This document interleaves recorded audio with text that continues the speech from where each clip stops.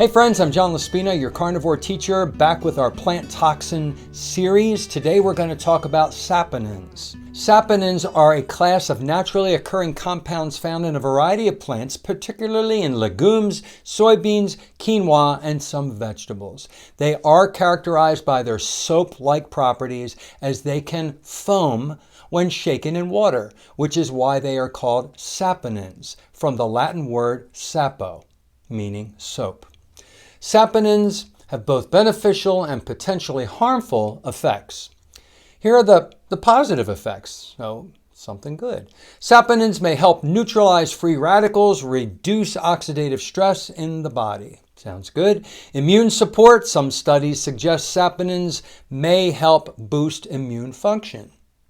And cholesterol-lowering effects. I don't know about this one. Saponins have been shown to bind to cholesterol and bile acids, potentially lowering blood cholesterol levels. Now, if you've watched my videos, there is no such thing as bad cholesterol. There may be damaged cholesterol, oxidized cholesterol, but lowering my cholesterol because of saponins, I don't want my cholesterol lowered because it's doing a lot of wonderful, amazing things in my body, as long as I'm not glycating my endothelial cells with lots of sugar and carbs.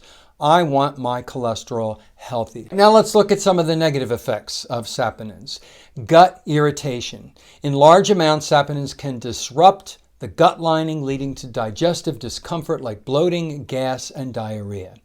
Toxicity. At high concentrations, saponins may be toxic and have been linked to red blood cell damage and gastrointestinal stress. A reduced nutrient absorption. Saponins can inhibit the absorption of nutrients like vitamins and minerals, affecting overall nutrient uptake. Let's take a look at the plant foods that are the highest, the moderate, and the lowest level of saponins. So the highest level typically include legumes such as grains and certain vegetables. Here are some of the plant foods that contain the highest. Soybeans, especially in their raw form, are one of the highest sources of saponins. They can be reduced through proper cooking and fermentation processes. Chickpeas or garbanzo beans contain a significant amount of saponins, which can be reduced by soaking and cooking. Lentils, like other legumes, lentils contain saponins, though in somewhat lower amounts compared to soybeans and chickpeas. Kidney beans, especially when raw, contain higher concentrations of saponins. Cooking the beans thoroughly can help reduce the saponin content. Quinoa contains a moderate to high level of saponins, particularly in its outer coating. Rinsing quinoa thoroughly before cooking can help remove most of the saponins. Mung beans contain saponins, and soaking or sprouting them can reduce the saponin content. Fava beans have notable levels of saponins, which can be reduced by cooking. Sweet potatoes, although not as high as legumes or quinoa, sweet potatoes contain saponins, particularly in their skins. Spinach contains a moderate level of saponins, which can contribute to its bitter taste. And alfalfa sprouts are known to contain saponins, though the levels are not as high as in legumes. Now, plant foods with moderate levels of saponins are generally safe to consume when properly prepared, although they may still cause digestive discomfort for sensitive individuals. Here are some plant foods that contain moderate levels of saponins. So I'm just going to go through the list without the descriptions. And some of these also were part of the high, so it depends on the amount and the kind. So quinoa, beans other than kidney beans, like black beans, navy beans, pinto beans, chickpeas or garbanzo beans, lentils, mung beans, alfalfa sprouts, sweet potatoes, soy products like tofu, tempeh, edamame, and spinach. So those are in the high and the moderate level, I guess, depending on the kind. When cooked or prepared properly, soaking, boiling, rinsing, usually these are safe to eat without causing significant health concerns. However, individuals with sensitive digestive systems may need to be cautious about the intake of saponins. A lot of people say, but I've been eating this stuff all my life and I don't have any issues. Congratulations.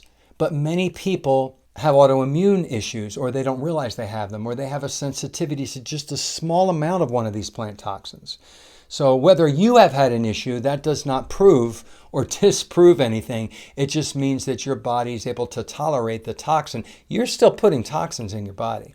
So just think about that. I don't know about you. I don't have any sensitivities really to any of these plant toxins except oxalate in really high amounts so far. But that does not discredit anybody else who does. And you know what? I don't want even the smallest amount of it in my body.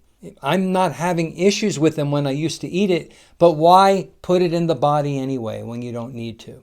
Let's look at the lowest levels of saponins in plant foods. They're typically safe for most people to consume without any significant digestive issues. These foods generally have minimal or trace amounts of saponins, making them gentler on the gut. Here are some examples. Fruits. Most fruits contain negligible or no saponins in their edible flesh, like apples, bananas, berries, oranges, grapes, pears, and kiwis. Leafy greens. Many leafy greens contain very low levels, including lettuce, kale, Swiss chard, arugula, and mustard greens. And remember, may have almost no saponins, but some of these are really high in oxalates, like chard. Root vegetables such as carrots, beets, turnips, radishes, and parsnips are pretty low in saponins. Cucumbers, tomatoes, zucchini, bell peppers, squash, onions, and garlic. Very, very super low in saponins. Maybe a little high in some of the other toxins, so take all of this with a grain of salt. Now, again, my solution is to go carnivore. You will not ingest any saponins, making sure you have none of these negative effects on the body. And that is what this plant toxin series common point is trying to make here, is that when you go carnivore, you ingest zero plant toxins. And it's really the best way to go, in my opinion, and in the opinion of many carnivores, and notable carnivores like Dr. Anthony Chafee, the Plant-Free MD. Ladies and gentlemen, if you like this video, please do click the thumbs up. Subscribe to my channel, click the bell icon so that you get notifications when a new one comes out like it does every day. Share this with friends and family, and please leave me comments. I love to respond to comments.